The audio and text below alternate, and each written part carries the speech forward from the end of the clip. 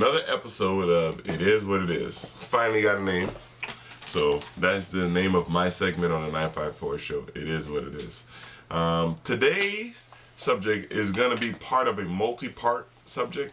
It's going to be for budgeting, but finances in general, but today's subject is going to be for budgeting.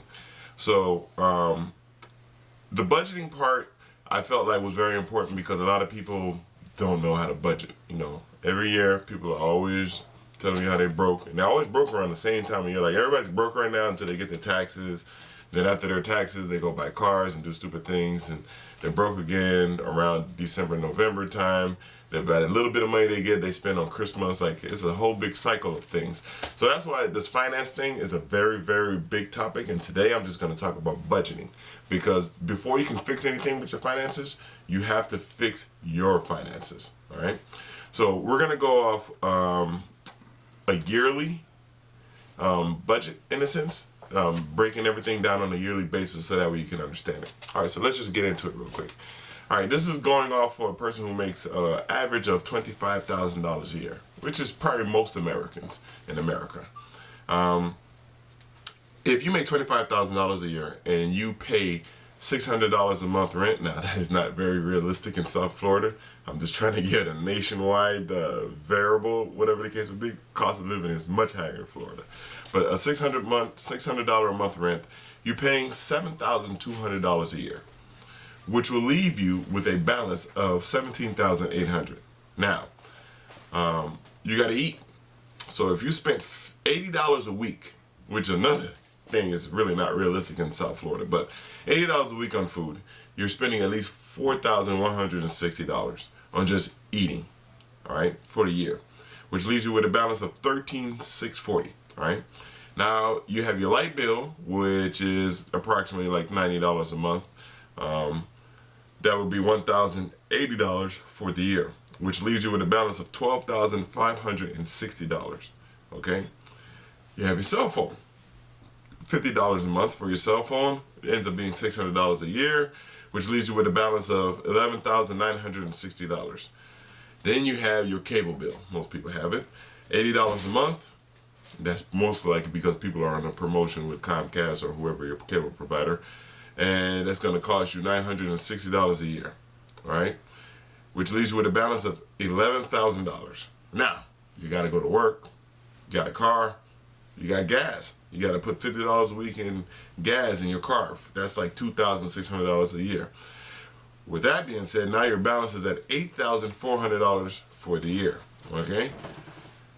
You got to have car insurance. Car insurance on the average is about $1,200. So put that in there, $7,200.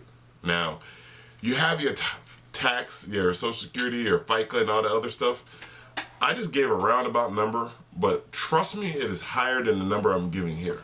All right, that's $2,875 for a year to date. You can look on your paycheck and see how much taxes and other miscellaneous governmental expenses that you spent, and that'll be $4,300. Right? Now, I'm a snackaholic. A lot of people are snackaholics. A lot of people have different things that they do. Some people smoke weed. Some people drink. You know, everybody has their vices. Snacks is my vices. I spend about $20 a week on snacks. So that's like $1,040 on $20 a week on snacks, which leaves me with $3,260, okay, for the year. Does that mean I have that money? No, because you have emergencies that come up. You have tune-ups that come up, your tire blows out, your kid gets sick, you have to go to the hospital. You have all kinds of little things that's going to make that $3,260 diminish. You went to the concert with your friends, all the other stuff. But people always wonder why they're broke, because they don't keep track of their finances. When you start breaking down how much you pay on a yearly basis, because in the end, the IRS is going to charge you by what you make for that year, gross. Not even the net, because you don't even get to pay you don't even get to use the gross. You use the net after you pay IRS and a bunch of other people. So this is the reason why a lot of people are broke.